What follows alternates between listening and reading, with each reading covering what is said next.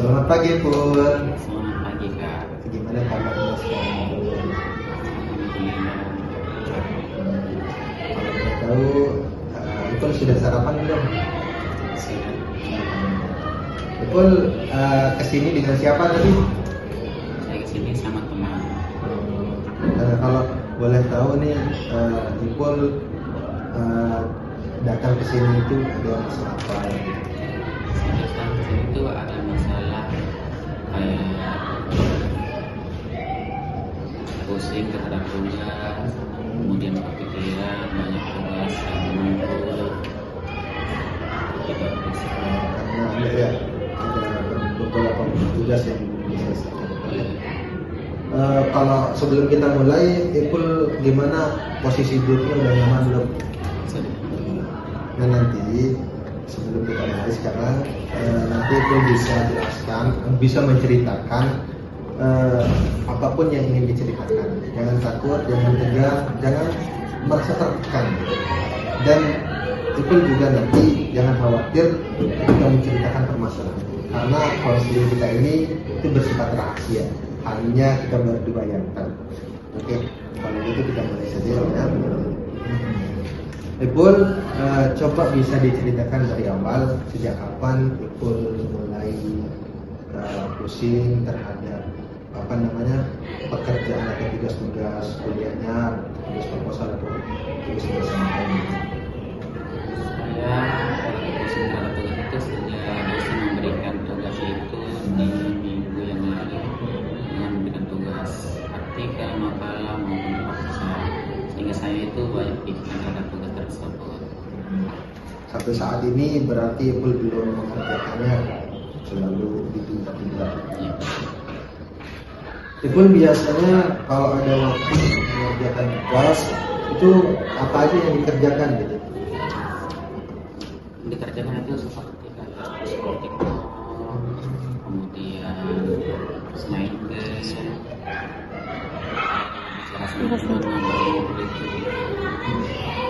Jadi Ipul kalau mengerjakan tugas ada aja sehingga Ipul tidak mengerjakannya. Terus ketika ingin mengerjakan tugas gitu kan, apa yang Ipul biasanya rasakan? mengerjakan tugas itu kayak sulit, tidak memahami apa yang mau awal dikerjakan. Bingung gitu mau mulai dari mana. Jadi ada rasa bingung dan takut gagal untuk membuat ketika membuat tugas, sehingga itu yang membuat Ipul jadi malas gitu, karena itu menunda. Terus kalau boleh tahu nih gimana perasaanmu ketika sudah Sedangkan waktu itu masih cemas, teman-teman saya dah mengerjakan tugas sedangkan saya itu belum. itu takut gitu kan, cemas, kepikiran, sehingga itu yang membuat Ipul stres gitu kan. Nah, dari cerita Ipul saya bisa menemukan ada beberapa hal yang mempengaruhi sehingga Ipul menunda tugas gitu. Yang pertama, Ipul itu menganggap tugas itu sebagai suatu hal yang sangat besar, sangat sulit untuk dikerjakan. Yang kedua, Ipul itu bingung mau memulai dari mana. Yang ketiga, Ipul itu takut nanti hasilnya itu tidak sempurna gitu. Dan yang keempat itu ada distraksi HP yang membuat Ipul itu fokus untuk mengerjakan tugas itu terganggu. Apakah sesuai sama kondisi yang disebutkan itu? Baik, kalau begitu kita bagi beberapa strategi untuk membantu Ipul mengatasi hal tersebut gitu. Yang pertama itu, Ipul itu harus melihat tugas ataupun proposal kan sebagai tugas yang sangat enteng dikerjakan, atau jangan melihat tugas itu sebagai tugas yang besar ataupun sulit dikerjakan gitu. Karena kita bagi proposal itu dalam beberapa bagian kecil gitu. Yang pertama, ketika ingin menyusun tugas atau proposal, tentuin dulu apa itu mau dibahas gitu, yang dikerjakan. Nah, yang kedua barulah menentukan judul kalau memang tugas proposal. Nah, kalau tugas yang biasa ada kan nanti tugas-tugas subsidinya yang yang ketiga, kalau di proposal itu kalau sudah menentukan judul pun nanti bisa menyusun latar belakang sedikit terus berulang mulai menyusun rumusan masalah. Nah, yang kedua, Ipul itu tidak perlu mengerjakan tugas harus sempurna.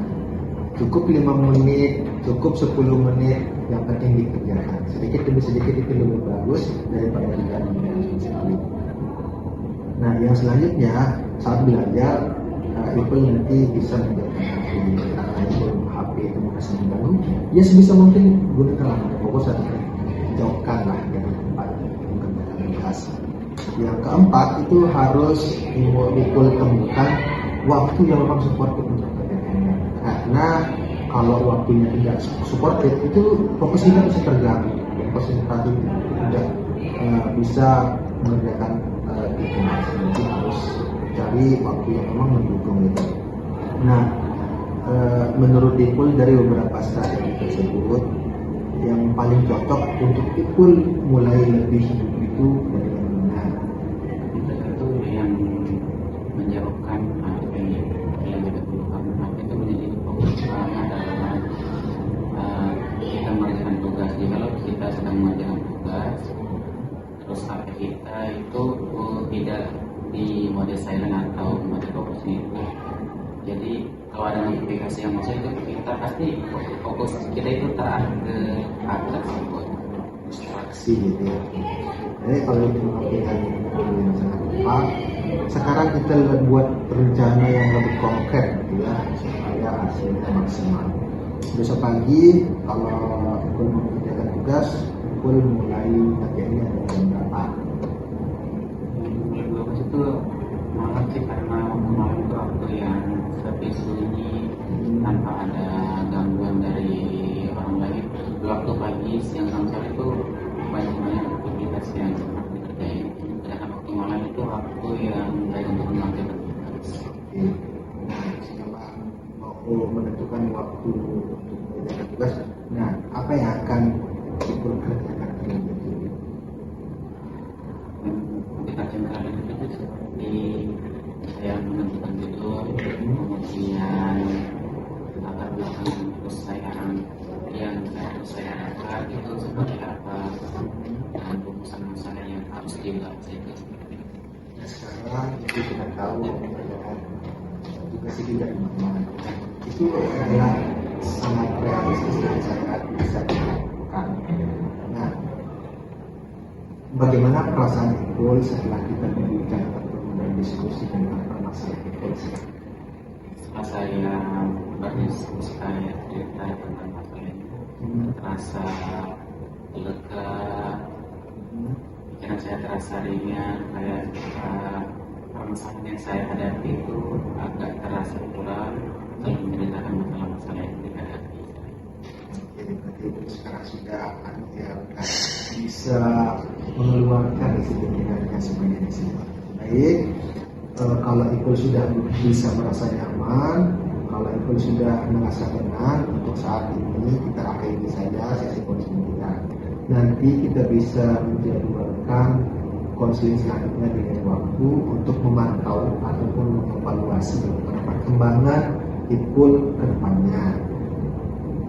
Ipul, terima kasih sudah bisa bercerita ataupun terbuka di sesi konseling kali ini. Terima kasih banyak. Kalau begitu, see you next time.